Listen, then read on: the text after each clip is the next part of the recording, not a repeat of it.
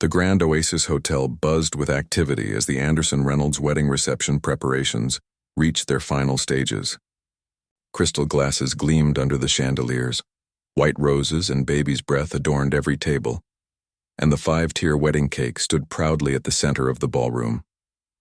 Among the staff rushing to perfect every detail was Marina Chen, her dark hair tied back neatly, her hotel uniform pressed and spotless. Marina had been working at the Grand Oasis for just over 3 months. At 26, she wasn't like many of the other servers who were college students working part-time. She had moved to the city seeking a fresh start, trying to bury a past that still haunted her dreams. The pay wasn't great, but she enjoyed the variety of events, particularly weddings. There was something magical about being around people on the happiest day of their lives. "Marina, take this tray of champagne to the east entrance. Guests will be arriving in 10 minutes, called Delia, the catering manager, her clipboard clutched tightly to her chest.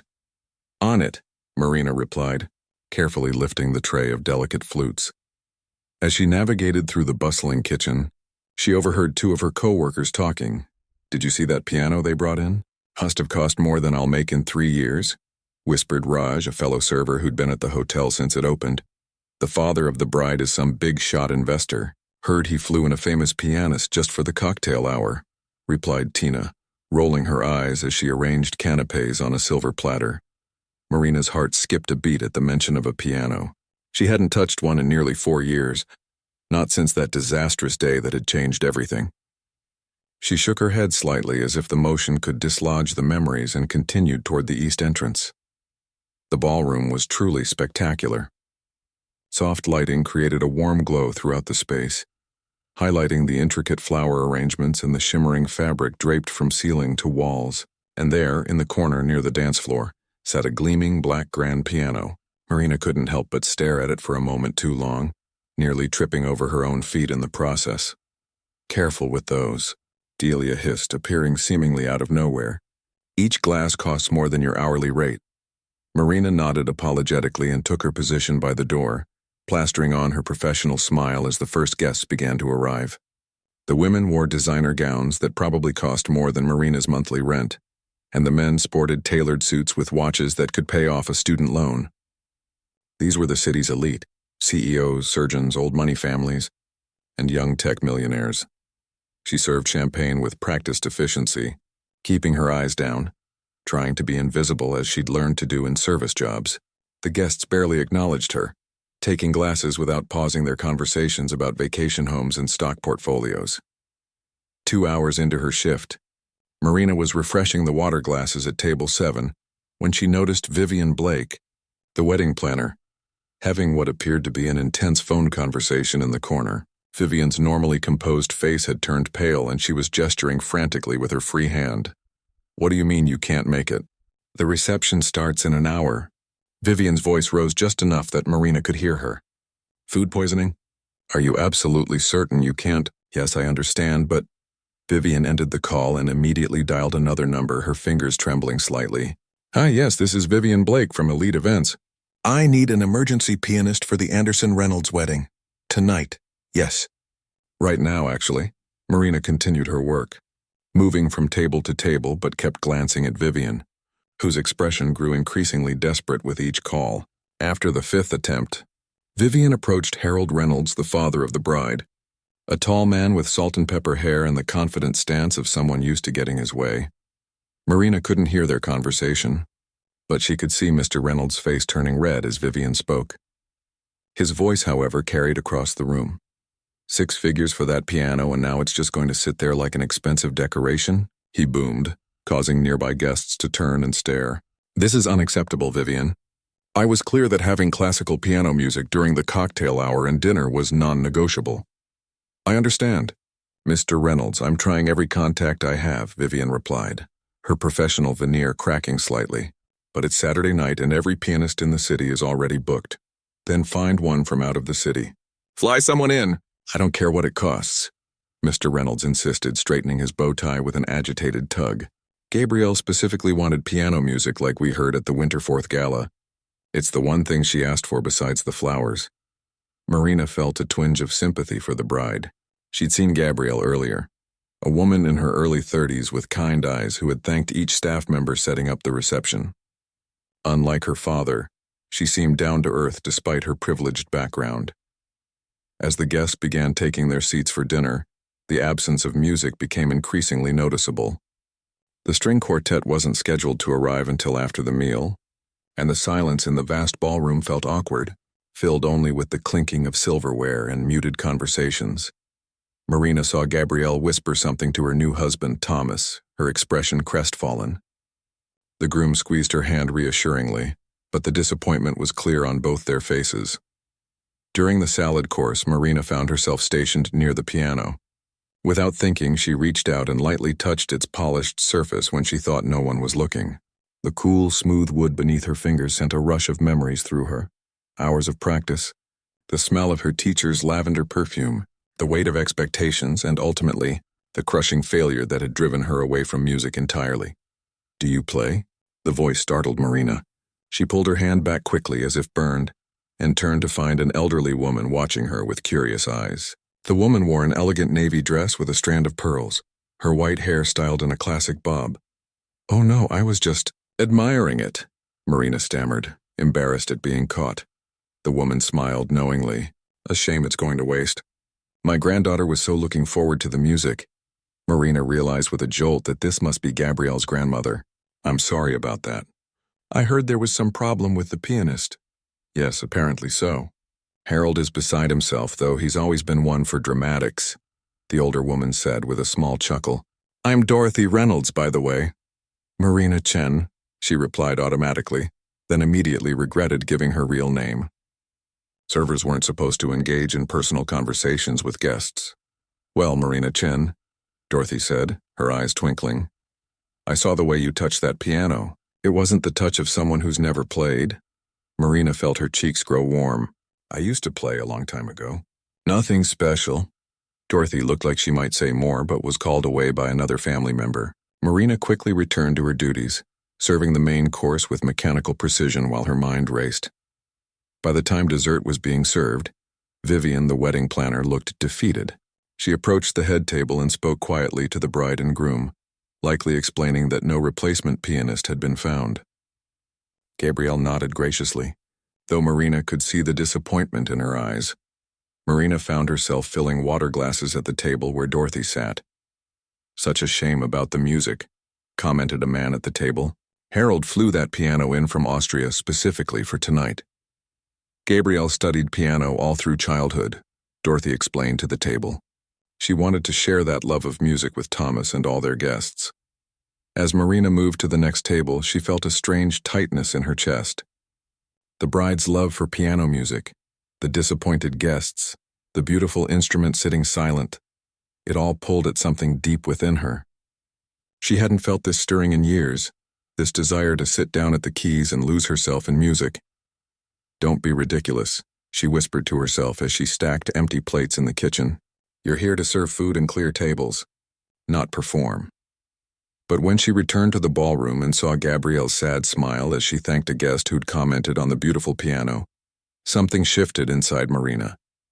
Before she could talk herself out of it, she found herself walking toward Vivian, who was furiously typing on her phone. "Excuse me," Marina said quietly. Vivian looked up, distracted. "Yes, is there a problem with the dessert service?" Marina took a deep breath. "I heard about the pianist situation. I could play if you need someone." Vivian stared at her with obvious skepticism. "You're a waitress." "Before that, I was at Juilliard," Marina replied, the words feeling strange on her tongue after so long.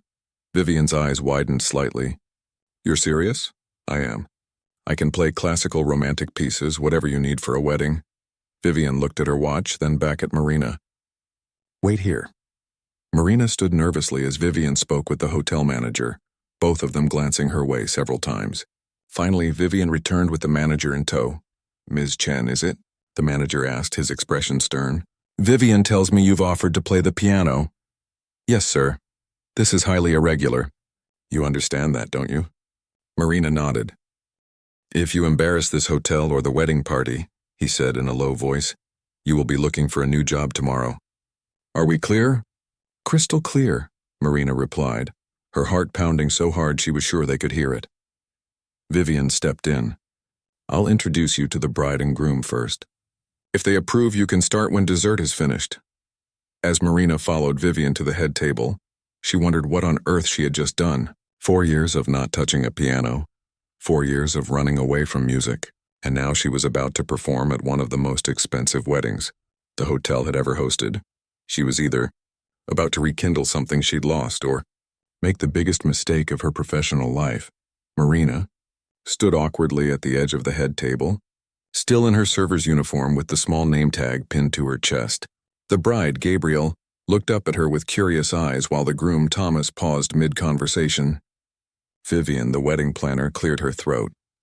"Mr. and Mrs. Anderson, I may have found a solution to our pianist problem," Vivian said, her voice carrying just a hint of uncertainty. "Marina here works for the hotel, but she's offered to play during the cocktail hour." Gabriel's eyebrows rose. "You're a pianist?" Marina felt her cheeks flush.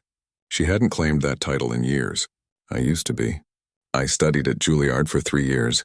"Juilliard?" Thomas looked impressed. "That's not something you put on a resume and then end up serving canapes." Marina shifted uncomfortably. There was a story there, a painful one, but this wasn't the time or place. Life takes unexpected turns sometimes. Gabrielle studied her face for a moment, then smiled warmly. "Would you play something for us now? Just a small sample." The request was reasonable, but Marina felt panic rising in her chest. The last time she'd performed in front of anyone had been that competition 4 years ago. The memory of frozen fingers, missed notes, and the crushing disappointment in her teacher's eyes flashed through her mind. Of course," she managed to say. Marina followed Vivian across the ballroom to the piano, aware of eyes following them. The sleek instrument waited in the corner, its lid propped open like a giant black wing. She sat down on the bench, adjusting its height automatically, a muscle memory from thousands of hours of practice. Her hands hovered over the keys, trembling slightly. What if she couldn't do it anymore? What if she froze again right here in front of everyone? But then she remembered Dorothy's kind eyes, Gabrielle's disappointment, and something inside her steadied. Marina chose a piece she knew as well as her own name, Debussy's Clair de Lune. Simple enough to ease back into playing, yet beautiful enough to showcase skill. She took a deep breath, placed her fingers on the cool ivory, and began. The first notes were tentative, her muscles remembering what her mind tried to forget. But by the second measure, something shifted. The years fell away, and Marina felt that familiar connection, that current running from her heart through her arms and into the keys. The music flowed around her, soft and delicate as moonlight on water. She played only the first minute of the piece before stopping, the final note lingering in the air. When she looked up, Gabrielle and Thomas were standing nearby, expressions of pleasant surprise on their faces. "That was beautiful," Gabrielle said, her eyes bright. Thomas nodded enthusiastically. "Can you play for an hour? We'd pay you, of course." "Oh, I couldn't," Marina began.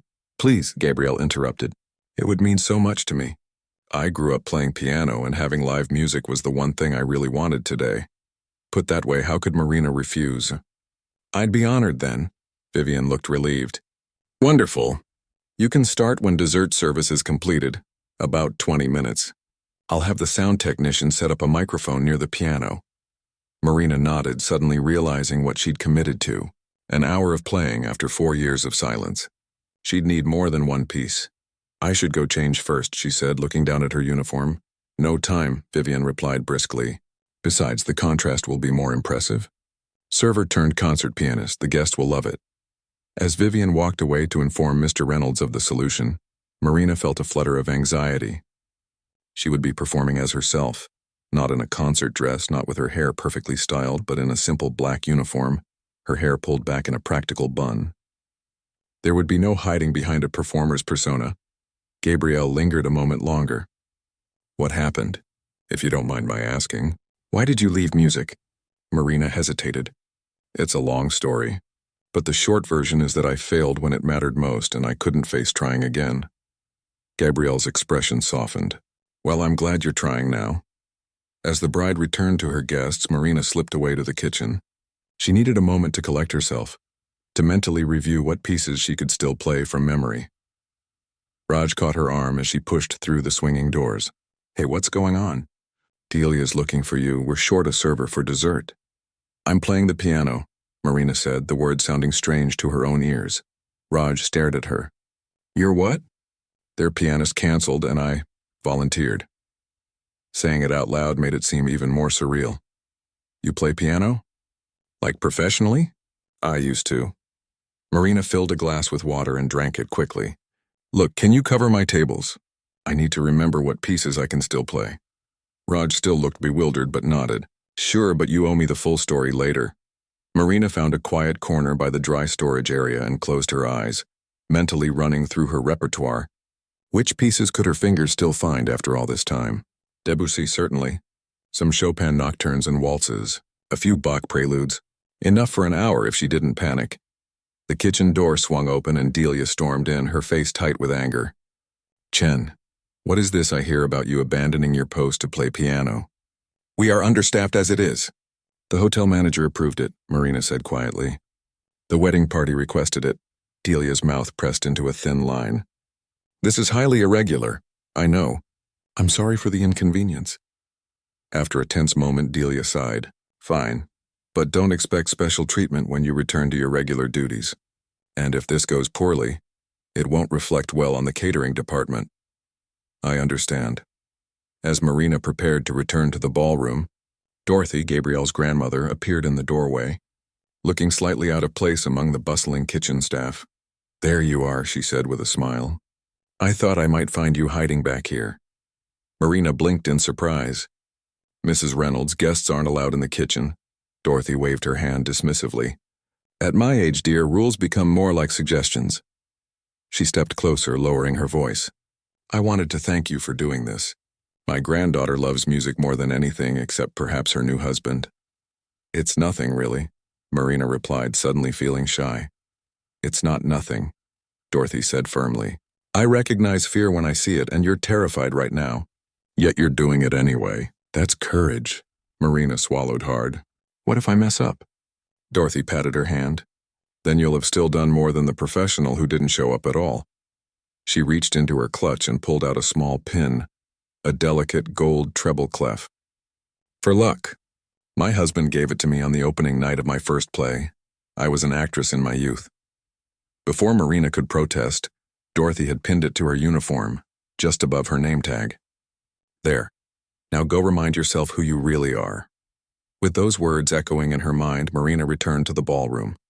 Dessert service was concluding and guests were mingling, some already glancing curiously at the empty piano. Vivian caught her eye and nodded. It was time. Marina walked to the piano, her heart pounding. The noise in the room gradually dimmed as people noticed her taking a seat at the instrument.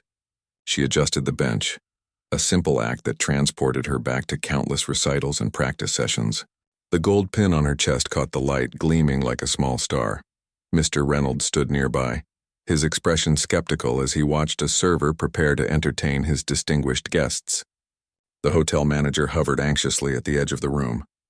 Marina could practically feel the weight of his earlier warning. If you embarrass this hotel, you'll be looking for a new job tomorrow. She took a deep breath and placed her hands on the keys.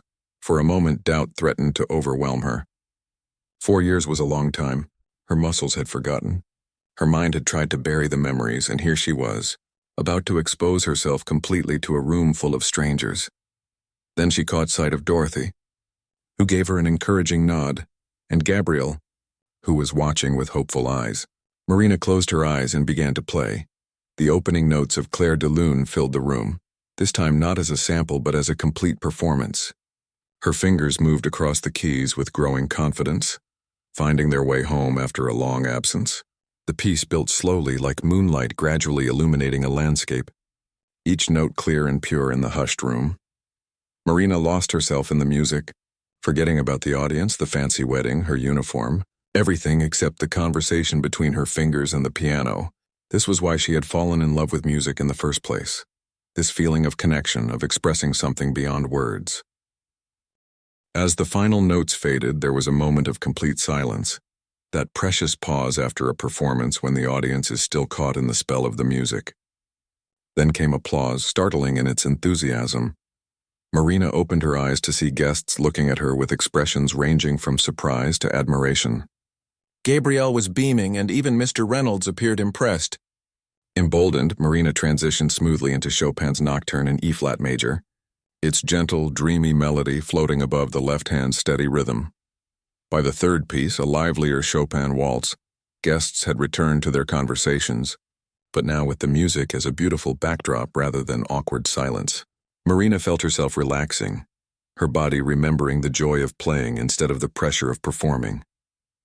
From time to time, she noticed guests approaching the piano, watching her with curious eyes. A few took photos or videos with their phones. One elegantly dressed woman whispered something to her companion while pointing at Marina, her expression puzzled, as if trying to place a familiar face. After 45 minutes of continuous playing, Marina had settled into a comfortable rhythm, moving from piece to piece based on the mood of the room. She had just begun a soothing rendition of Satie's Gymnopédie No. 1 when she noticed an older gentleman standing directly beside the piano, watching her hands with intense concentration. Unlike the other guests, he wasn't holding a champagne flute or engaged in conversation. His focus was entirely on her playing. His eyes narrowed slightly as if analyzing every note. There was something vaguely familiar about him, but Marina couldn't place him. As she concluded the piece, he spoke, his voice low enough that only she could hear. "Interesting to find you here, Miss Chen. I believe the last time I saw you was at the Brenner competition in 2020.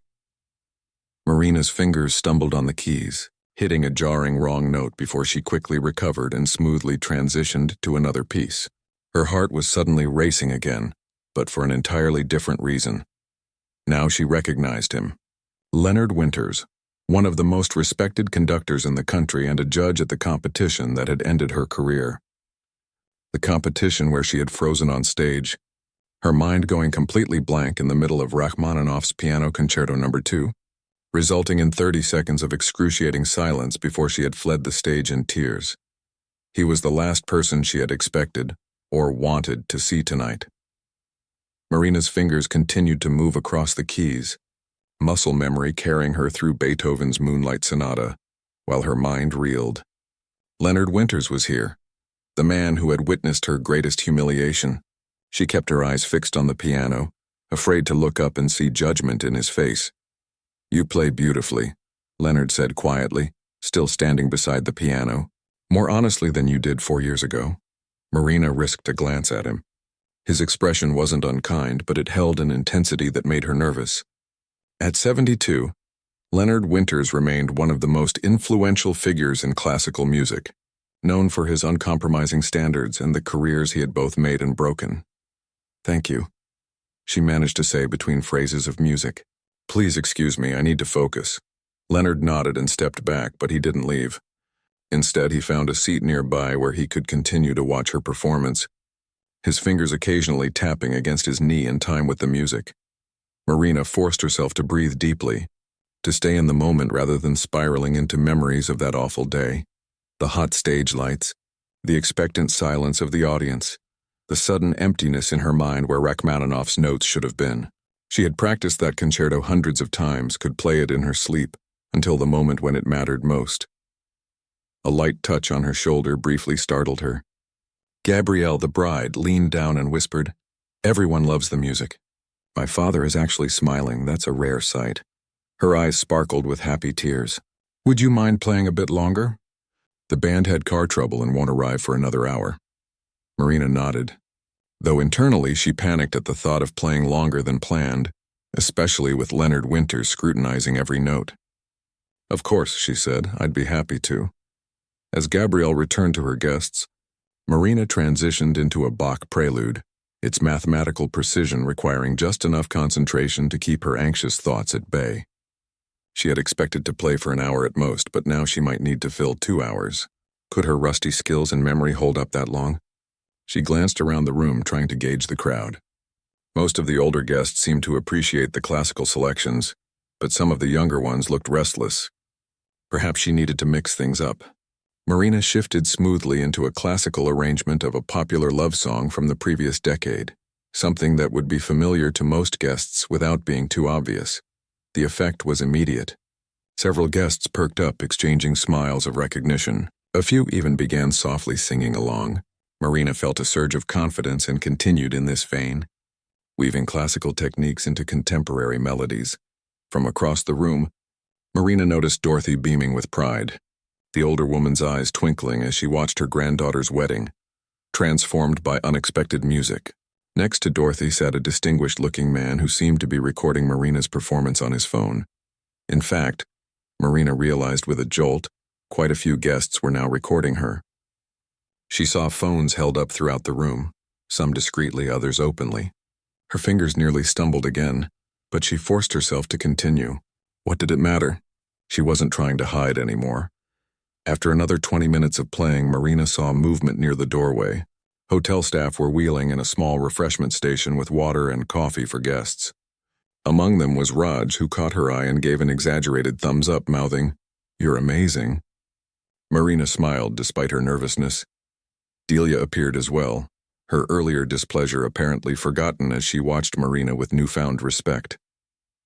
The hotel manager stood nearby looking smug, as if he'd personally discovered this hidden talent among his staff. Marina continued playing, shifting between classical pieces and tasteful arrangements of popular songs. Her fingers were beginning to tire. She hadn't built up the stamina for such a long performance, but she pushed through the discomfort. The gold treble clef pin on her uniform caught the light each time she leaned into a particularly emotional passage. During a brief pause between pieces, a young girl of about 12 approached the piano shyly. "Excuse me," she said, her voice barely audible over the party chatter. "Do you know any Taylor Swift?"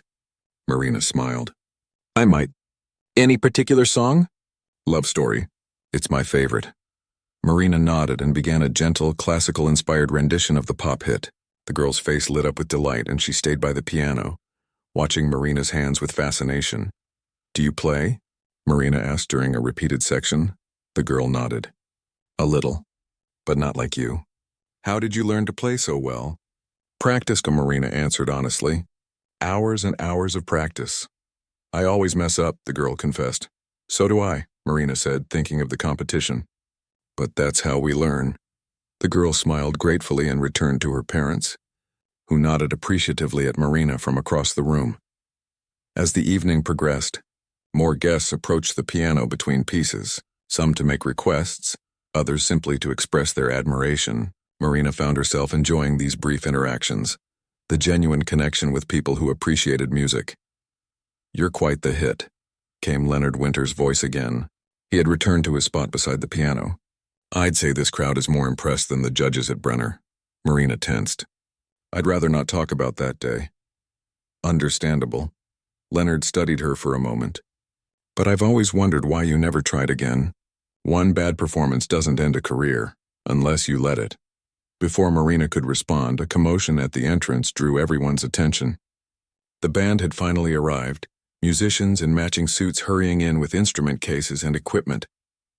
Marina felt both relief and a strange disappointment. Her unexpected performance was coming to an end. She finished the current piece, a flowing arrangement of River Flows in You, and prepared to stand.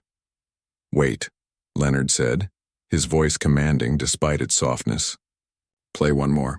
Something that matters to you." Marina hesitated, her hands hovering above the keys. Something that mattered to her. Not something to impress judges or please a crowd, but a piece that spoke to her own heart. She began to play Rachmaninoff's Piano Concerto No. 2, the very piece that had been her undoing 4 years ago. Not the technically challenging third movement that had defeated her in competition, but the achingly beautiful second movement, with its theme of hope emerging from darkness. The room gradually quieted as the emotional power of the music spread through the space. Marina played with her eyes closed, no longer seeing the keys but feeling them, no longer thinking about technique but surrendering to expression. This piece had haunted her dreams and fueled her nightmares, but now she reclaimed it note by note. When she finally opened her eyes as the last chord faded, she was surprised to find tears on her cheeks. The room erupted in applause, not the polite appreciation of earlier, but enthusiastic, some guests even rising to their feet. Gabrielle and Thomas approached, both clapping warmly. "That was incredible," Thomas said. "You've made our wedding truly unforgettable." Gabrielle embraced Marina impulsively. "Thank you," she whispered. "I don't know your story, but I hope you'll keep playing after tonight." As Marina stood from the piano bench, her legs slightly wobbly after sitting for so long, she noticed something odd. Guests were showing each other their phones, pointing and whispering. A young man nearby was rapidly typing on his, occasionally glancing up at Marina with an expression of excitement. Raj appeared at her side, his eyes wide.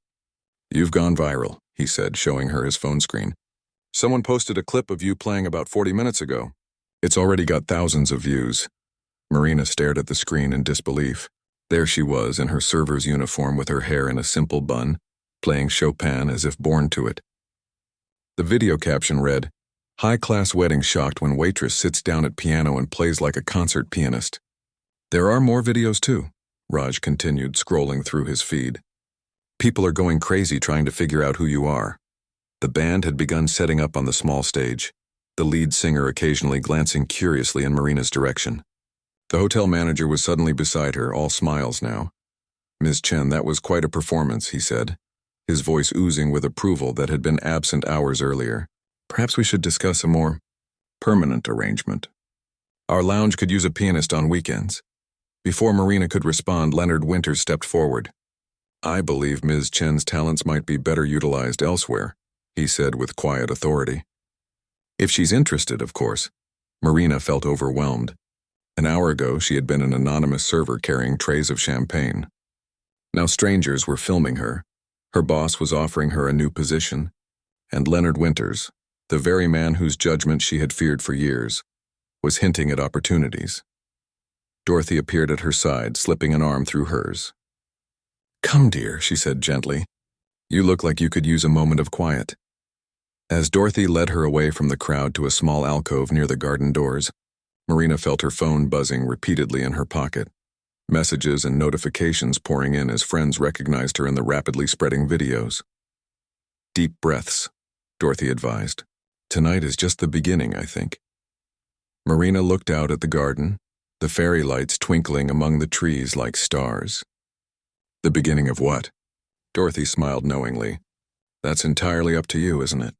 Just then Marina's phone rang, a number she didn't recognize. As she stared at the screen, unsure whether to answer, she realized something profound had changed within her. The fear that had paralyzed her for years hadn't disappeared, but it no longer controlled her. She had played through it, past it, beyond it. Whatever came next, whether a return to the music world or something entirely different, she would face it with her head held high, no longer running from her past or hiding her true self. Marina took a deep breath and answered the call. "Hello?" Marina answered, stepping away from Dorothy to find a quieter spot in the alcove. "Is this Marina Chen?" The voice was female, professional, with a hint of excitement barely contained beneath the surface. "Yes, this is she. My name is Natalie Wu from Channel 8 News. I hope you don't mind me calling. We've been getting bombarded with messages about a video of a waitress playing piano at the Anderson Reynolds wedding.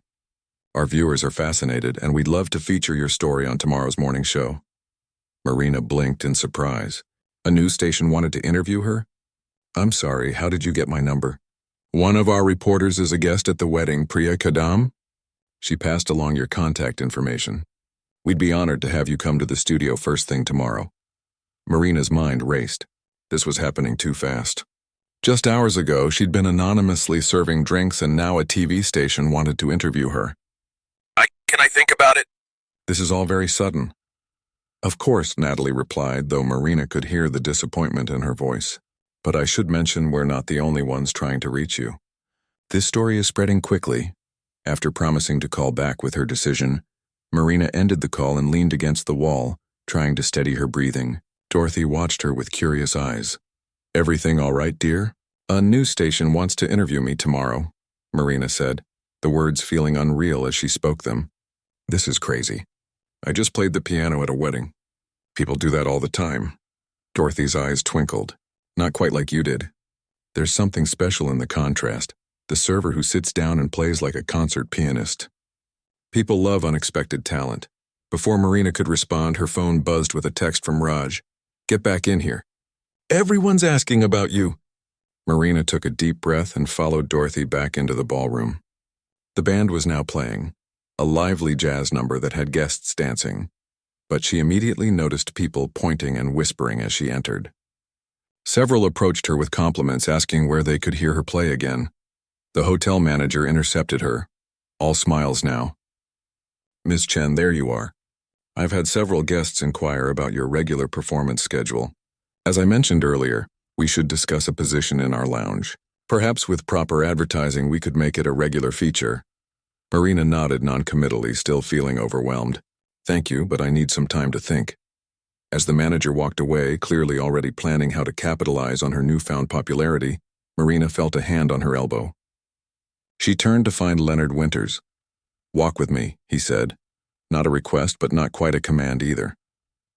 They moved to a quieter corner of the room, away from the band and the dancing guests. Leonard studied her with piercing eyes that had evaluated countless musicians throughout his long career. "You disappeared after Brenner," he said, without preamble. "No more competitions, no recitals, not even teaching." Why? Marina stiffened. "I think you know why. Because you froze during Rachmaninoff? That happens to musicians all the time. Not to good ones," Marina said softly. Leonard raised an eyebrow. "Is that what you believe?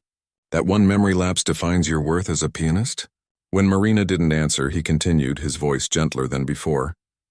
"I've been judging competitions for 40 years, Ms. Chen. I've seen prodigies crack under pressure. Virtuosos forget entire passages. Brilliant musicians make terrible mistakes. The ones who succeed aren't those who never fail. They're the ones who get back up." Marina looked away. It wasn't just freezing on stage. It was everything. The pressure, the constant criticism, never being good enough. "Ah," Leonard nodded slowly. "That I understand. The classical music world can be merciless, especially to young performers. My teacher dropped me the next day," Marina added, the memory still stinging. "Said I'd wasted his time and reputation. My scholarship was withdrawn. It all fell apart so quickly." "Pavel Kozlov?" When Marina nodded, Leonard sighed. "He produces technically flawless pianists who often burn out young. All technique, no heart." They stood in silence for a moment, watching the wedding guests dance. Marina felt strange discussing her painful past here, surrounded by celebration. "What you played tonight," Leonard finally said, "particularly that Rachmaninoff, it had something many technically perfect performances lack. Humanity, vulnerability. You've suffered, and that suffering has deepened your playing." Marina wasn't sure how to respond to such unexpected praise from a man whose criticism she had feared for years. "I'm conducting the Philharmonic next month," he continued. "Our pianist for the Chopin concerto just withdrew for personal reasons." "We need a replacement," Marina's eyes widened. "You can't be serious. Completely serious. It's short notice, which means less time for you to overthink and become anxious. You clearly have the technical foundation, and more importantly, you have something to say through your music now. But I haven't played seriously in 4 years. I work as a waitress when tonight you played continuously for nearly 2 hours with barely a mistake." Leonard interrupted. "Yes, you'll need to practice intensively, but the basic skills are clearly intact." Marina shook her head in disbelief. "This is insane. You're offering me a concerto with the Philharmonic based on watching me play background music at a wedding?" Leonard smiled slightly. "I've made more impulsive decisions in my career. Besides, I heard you at Brenner before the memory lapse. I know what you're capable of." Before Marina could formulate a response, she felt a tap on her shoulder. Turning, she found herself facing a tall woman with keen eyes and a press badge partially hidden in her clutch. "Excuse the interruption," the woman said. "I'm Priya Kadam from Channel 8. I believe my producer Natalie reached out to you?" Marina nodded, feeling increasingly overwhelmed. "I don't mean to pressure you," Priya continued, "but I wanted to introduce myself personally. Your story is remarkable, and we'd love to share it. Our viewers would be inspired." Leonard watched this exchange with interest. "Ms. Chen appears to be in high demand suddenly," he observed. Priya's eyes widened as she recognized him. "Maestro Winters, I didn't realize you knew each other." "We're acquainted," Leonard replied vaguely. "And yes, Ms. Chen is quite talented. Your viewers would indeed find her story inspiring." Marina felt trapped between these two forceful personalities, both wanting pieces of a life she hadn't even decided to reclaim yet. Her phone continued to buzz in her pocket. Messages from friends who must have seen the videos.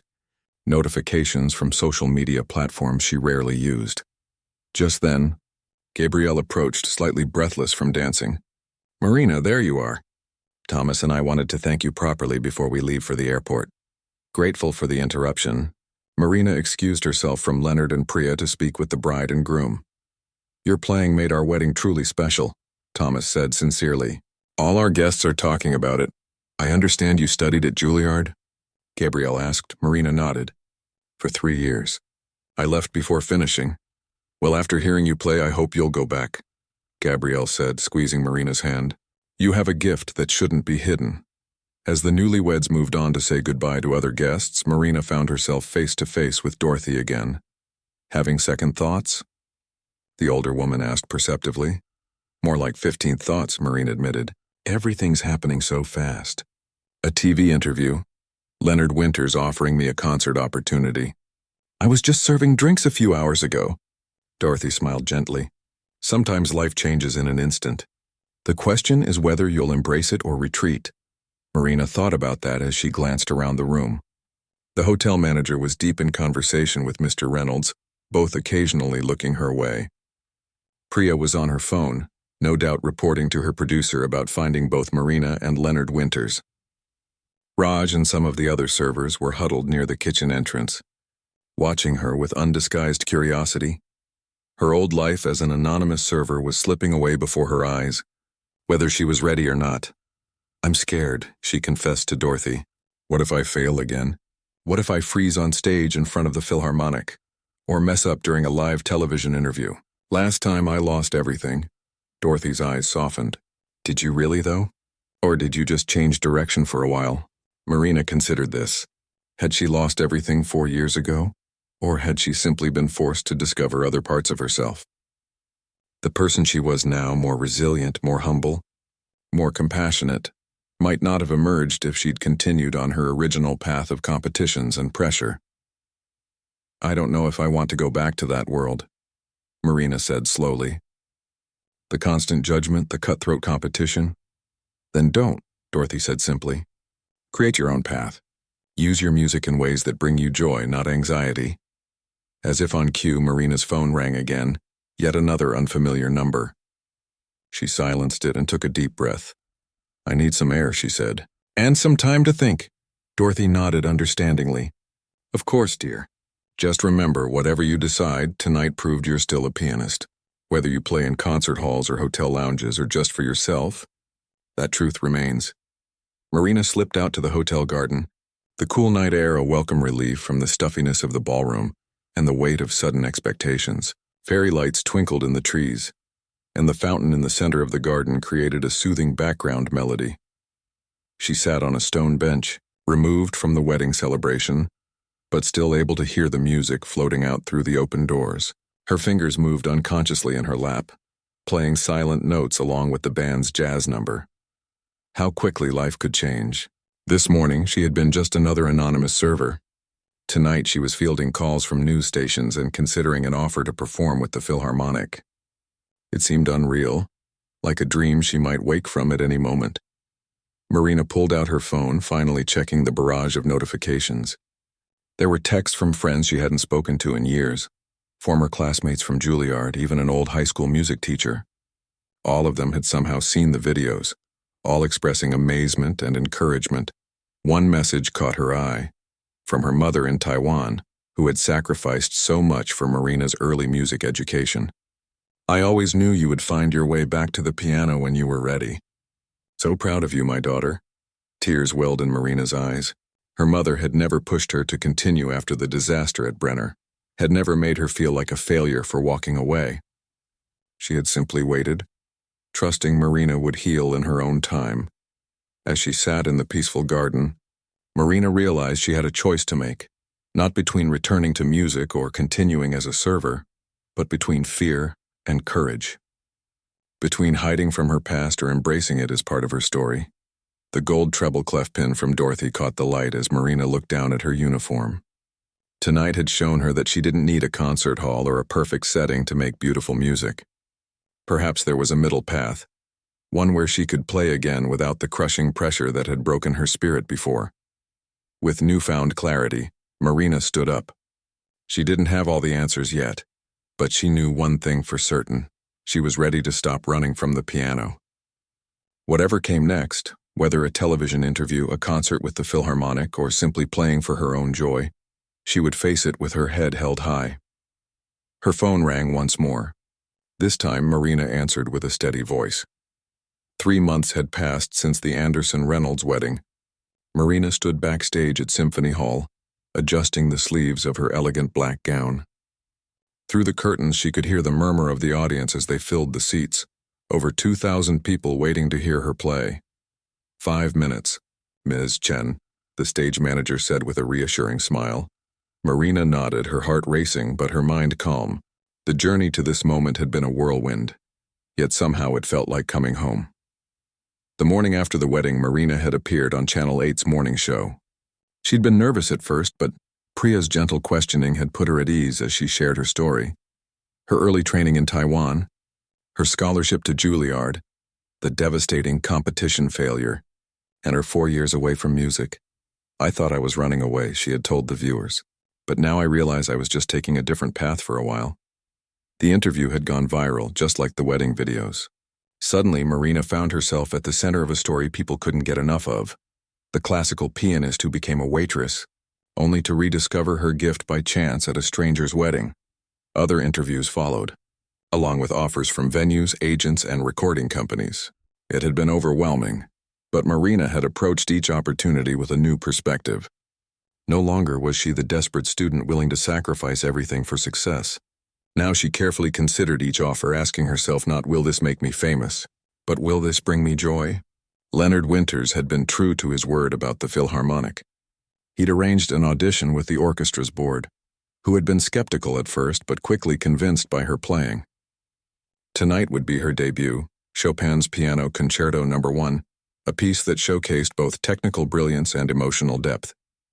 "You look beautiful," came a familiar voice. Dorothy Reynolds stood in the doorway of the green room, elegant as ever in a deep purple dress, the same gold treble clef pin that she'd given Marina now fastened to her purse. Marina smiled warmly. "I'm so glad you could come." "I wouldn't have missed it for anything," Dorothy said, stepping forward to squeeze Marina's hands.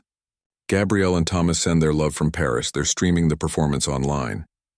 The newlyweds had become unexpected friends, staying in touch through texts and occasional video calls. They'd been among the first to buy tickets for tonight's concert when they'd learned they'd be back from their extended honeymoon in time to attend. "Are you nervous?" Dorothy asked gently. "Yes," Marina admitted, "but not like before. It's a good kind of nervous, excitement more than fear." Dorothy nodded approvingly. "That's exactly how it should be." The door opened again and Raj poked his head in, grinning widely. He wore a suit instead of his server's uniform, looking slightly uncomfortable but proud. "The others are all here," he reported. "We've got a whole section. Delia even came, can you believe it?" Marina laughed. Many of her co-workers from the Grand Oasis had become her biggest supporters. Some had moved on to other jobs, but they'd stayed connected, cheering her on as she reclaimed her musical career. Delia, who had once threatened to fire her for abandoning her post, had been surprisingly supportive after the videos went viral, though she still maintained her stern demeanor. "Tell them I appreciate it," Marina said sincerely. As Raj left to rejoin the others, Leonard Winters entered, already dressed for conducting, his expression as intense as ever. "Are you ready?" he asked without preamble. Marina took a deep breath and nodded. "I am." "Good, remember what we discussed. This is not about perfection. It's about communication. Speak through the music." In the months of preparation for this concert, Leonard had become both mentor and friend. His approach to music was so different from her previous teachers, less concerned with technical flawlessness and more focused on emotional truth. Under his guidance, Marina had rediscovered the joy in playing, the reason she'd fallen in love with the piano as a child. 3 minutes, the stage manager called. Dorothy hugged Marina quickly. "I'll go find my seat. Remember to breathe." As Dorothy left, Marina's phone buzzed with a text message. It was from her mother, who couldn't be there in person but had sent a simple message. "Play with your heart, not just your hands." Marina smiled, tucking the phone away. Her relationship with her mother had deepened in these past months, as they'd had honest conversations about the pressures of her early training, the expectations that had nearly crushed her spirit. "It's time," Leonard said, extending his hand. "Shall we?" Marina nodded, following him through the backstage area. As they approached the wings, she could see the full orchestra already seated, the massive Steinway grand piano waiting center stage, its polished surface gleaming under the lights. "Remember," Leonard said quietly, "you belong here." With those words, he stepped onto the stage to enthusiastic applause. Marina waited as he acknowledged the orchestra and then turned toward the wings, extending his hand to welcome her. Taking a deep breath, Marina stepped into the light. The applause swelled as she crossed to the piano, her gown shimmering slightly with each step. She spotted familiar faces in the audience, Dorothy in the third row, Raj and the other servers in their section to the right, even Mr. Reynolds with some friends from the wedding. In the front row sat a special guest, a 12-year-old girl who had approached Marina after a rehearsal, the same young girl who had asked for Taylor Swift at the wedding. Marina had arranged a ticket for her and a backstage tour after the concert. Reaching the piano, Marina adjusted the bench and sat down, placing her hands in her lap as she'd done countless times before. She looked up at Leonard, who gave an almost imperceptible nod. The orchestra began the extended introduction to the concerto, building the musical foundation upon which her part would soon enter. Marina closed her eyes briefly, centering herself in the moment. When her cue came, her fingers found the keys with confident precision. The opening solo passage flowed from her hands, delicate yet assured, like a declaration of intent. This was not the playing of someone afraid of making mistakes. This was the playing of an artist with something to say. As the first movement progressed, Marina felt that magical connection that had been missing during her competition years. A direct line between her heart, her hands, and the audience. She wasn't performing for the judges or critics who might be present. She was sharing something personal, inviting listeners into a conversation through Chopin's exquisite phrases. The music built toward the movement's climax, orchestra and piano interweaving in passionate dialogue. Marina leaned into the powerful chords, no longer the waitress in a uniform, or the frightened student who had fled the stage, but fully herself, a pianist who had found her voice again.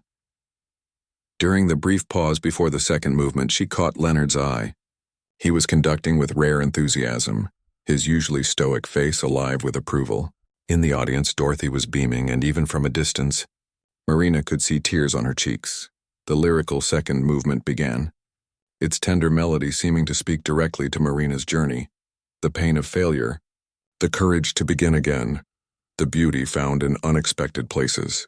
As her fingers caressed the keys, Marina thought of the wedding where everything had changed, of the gold treble clef pin that had given her courage, of all the twists and turns that had led to this moment. By the time the third movement arrived, with its dance-like rhythms and technical fireworks, Marina was playing with a freedom she had never known before. Her body swayed with the music, her face reflecting every emotional nuance. When the final triumphant chords resounded through the hall, she felt a profound sense of completion, not just of the concerto, but of a chapter in her life. The audience erupted in thunderous applause, rising to their feet before the final note had fully faded. Marina stood somewhat dazed by the overwhelming response and bowed deeply. Leonard stepped down from the podium to shake her hand, a rare smile breaking through his serious demeanor. After several curtain calls, Marina finally left the stage, her heart full. In the wings, a small crowd had gathered. Dorothy, Raj, the hotel manager, even Priya from Channel 8. "That was magnificent," Dorothy said, embracing her. "Told you she was amazing," Raj said proudly, as if he'd discovered her himself. Marina accepted their congratulations with a grateful heart. But part of her was already looking forward to what came next. There would be more concerts, certainly. She had already accepted several offers, carefully chosen to build a sustainable career, rather than an exhausting schedule. But she had also made other plans. Next week, she would begin teaching piano at a community music school, working with students who couldn't afford expensive private lessons. She had also scheduled a series of small recitals at retirement homes, hospitals, and community centers, places where music could bring joy to those who needed it most. The path ahead would not be the one she had originally envisioned as an ambitious student, nor would it be the anonymous life she had hidden in as a server. Instead, it would be something uniquely her own. A life where music served her purpose rather than her serving the demands of the classical music establishment. Later that evening, after the reception had ended and most guests had departed, Marina found herself alone on the empty stage. The cleaning crew had let her stay when she'd asked for a few more minutes with the piano. She sat down on the bench again, running her fingers lightly over the keys without pressing them. The magnificent hall was silent now, the audience gone, but the sense of connection remained. Marina began to play, not Chopin or Rachmaninoff or any of the classical pieces in her repertoire, but a simple melody she had been working on herself. It was inspired by that night at the wedding, by the unexpected moment when a server in a plain uniform had sat down at a piano and found herself again. As the notes echoed in the empty hall, Marina smiled. Tonight had been a triumph, yes, but the real victory had happened 3 months ago, when she had found the courage to play despite her fear. Everything since then, the interviews, the offers, this debut with the Philharmonic, had simply been the world catching up to what Dorothy had recognized immediately. Marina had never stopped being a pianist. She had just needed to remember it herself. The final notes of her composition hung in the air, a promise rather than an ending. Marina closed the fallboard gently over the keys and stood, ready to step into whatever came next, not as a waitress who could play piano, nor as a pianist who had once been a waitress, but simply as herself. Marina Chen, a woman who had learned that sometimes the most unexpected detours lead exactly where you need to go.